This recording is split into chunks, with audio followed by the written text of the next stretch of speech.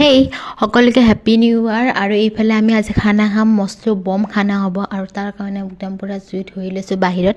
আৰু এইফালে হাঁহৰ টেং পুৰি খাই আছোঁ গাইজ। আমাৰ ব্ৰইলাৰ খাবলৈ অকাত নাই তাৰ কাৰণে, কিন্তু এনেই কৈছোঁ দেই গাইজ, চৰি। ব্ৰইলাৰ আমাৰ ঘৰত প্ৰায় কমকেই চলে, তাৰ কাৰণে আমি খোৱা নাই। আৰু এইফালে মানে হাঁহৰ টেং পুৰাটো বহুত বেছিয়ে ভাল লাগিছে, যিহেতু মানে ব্ৰইলাৰ একদম আমাৰ ঘৰত প্ৰায় নচলে। আৰু এইফালে হ'ল লোকেল মুৰ্গী, আৰু লোকেল মুৰ্গী হাঁহ আজি সকলো আছে গাইজ। আৰু লোকেল মুৰ্গীৰ কাৰণে মই পূৰা ৰেডি কৰি লৈছোঁ, তৈয়াৰ কৰি দিছোঁ দেই। আৰু এইফালে লোকেল মুৰ্গীৰ আঞ্জাও পূৰা ৰেডি হৈ গ'ল, কালাৰ চাওক না গাইজ। আৰু এইফালে দুটা হাঁহ গাইজ, আজি পূৰা ধামাকা 31st খোৱাৰহে কথা আৰু গাইজ। আৰু এইফালে হাঁহৰ মাংস পূৰা ৰেডি হৈ গ'ল। আৰু এইফালে হাঁহৰ কাৰণে একদম যা যোগাৰ কৰিছে, সকলোৱে মিলিজুলি বাহিৰতে বনাইছোঁ গাইজ। আৰু এয়া 31st খানা। আৰু গাইজ আঞ্জাৰ কালাৰ যে একদম বহুত বেছিয়ে ভাল হৈছে, আৰু আঞ্জা বহুত বেছি টেষ্টি হৈছে। আৰু সকলোৱে কিহেৰে খায় একবাৰ কমেণ্ট কৰি জনাব লাগিব। এয়া হাঁহৰ আঞ্জা চাওক না গাইজ, কি মজা হৈছে।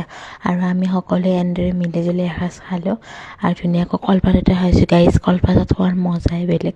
সকলোৱে তলত বহি কলপাতত খাই লৈছোঁ। আৰু happy new year, thank U.